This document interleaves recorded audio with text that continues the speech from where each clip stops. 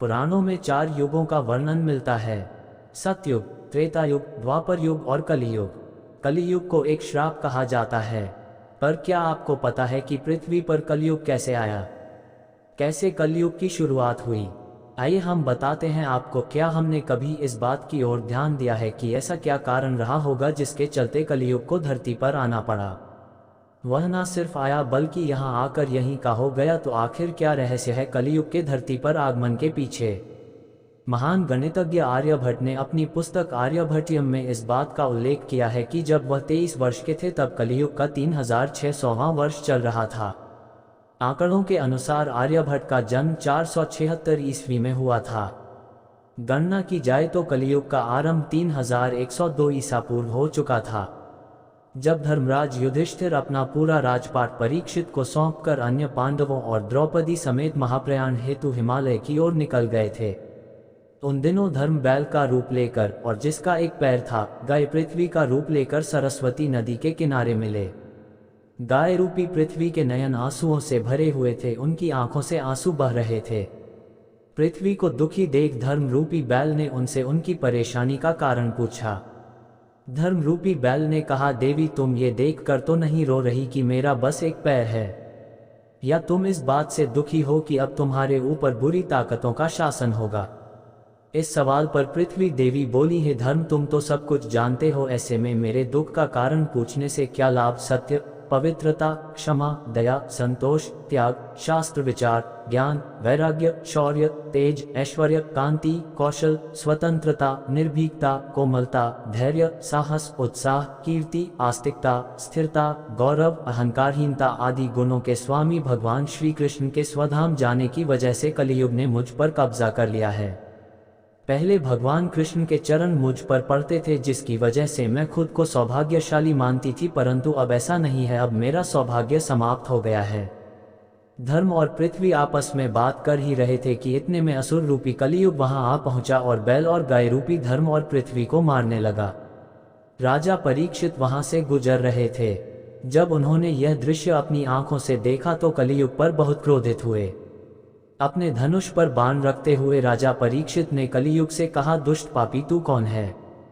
इन निरीह गाय तथा बैल को क्यों सता रहा है? तू महान अपराधी है। तेरा अपराध क्षमा योग्य नहीं है, तेरा वध निश्चित है। राजा परीक्षित ने बैल के स्वरूप में धर्म और गाय के स्वरूप में पृथ्वी देवी को पहचान लिया। परीक्षित राजा ने उनसे कहा, हे वृषभ, आप धर्म के मर्म को भली भांति जानते हैं, इसलिए आप किसी के विषय में गलत ना कहते हुए अपने ऊपर अत्याचार करने वाले का नाम भी नहीं बता रहे हैं। हे धर्म, सतयुग में आपके तप, पवित्रता, दया और सत्य 4 चरण थे। त्रेता में 3 चरण रह गए, द्वापर में 2 ही रह गए और अब इस दुष्ट कलियुग के कारण आपका एक ही चरण रह गया है। पृथ्वी देवी भी इसी बात से दुखी हैं। इतना कहते ही राजा परीक्षित ने अपनी तलवार निकाली और कलियुग को मारने के लिए आगे बढ़े।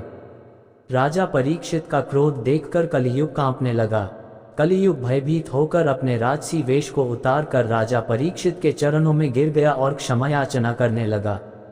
राजा परीक्षित ने शरण में आए हुए कलियुग को मारना उचित न समझा और उससे कहा, कलियुग तू मेरे शरण में आ गया है, इसलिए मैं तुझे जीवनदान दे रहा हूँ।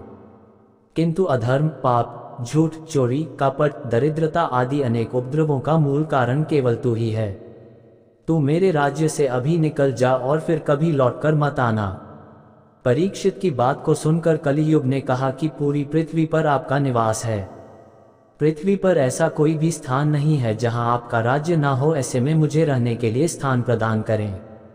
कलियुग के ये कहने पर राजा परीक्षित ने सोच विचार कर कहा, झूठ, द्यूत, मद्यपान, परस्त्री गमन और हिंसा, इन 4 स्थानों में असत्य, मद, काम और क्रोध का निवास होता है। तू इन 4 स्थानों पर रह सकता है।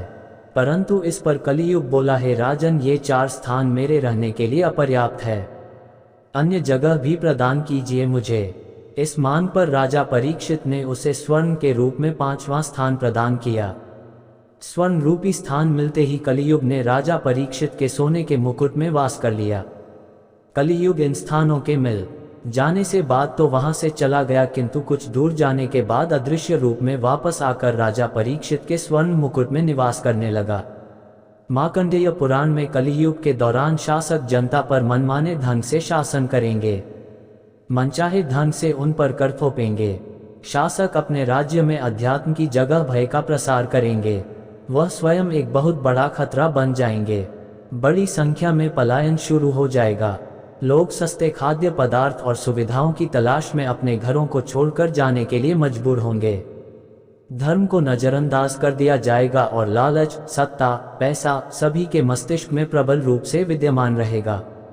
लोग बिना किसी पश्चाताप के अपराधी बनकर लोगों की हत्या करेंगे। कलयुग कर देगा सभी धर्मों का नाश, संभोग जिंदगी की सबसे बड़ी जरूरत बन जाएगी। लोग बहुत आसानी से कसम खाएंगे और उसे तोड़ देंगे। वचनों का कोई अर्थ नहीं रह जाएगा। लोग मदिरा और अन्य नशीले पदार्थों की चपेट में आ जाएंगे। गुरुओं का सम्मान करने की परंपरा समाप्त हो जाएगी। ब्राह्मण ज्ञानी नहीं रहेंगे। क्षत्रियों का साहस खो जाएगा और वैश्य अपने व्यवसाय में ईमानदार नहीं रह जाएंगे। पाप अपने चरम पर होगा। अगर आपको यह स्टोरी पसंद आए तो हमारी वीडियो को लाइक करें, अपने दोस्तों के साथ शेयर करें और हमारे चैनल को सब्सक्राइब करना ना भूलें। धन्यवाद।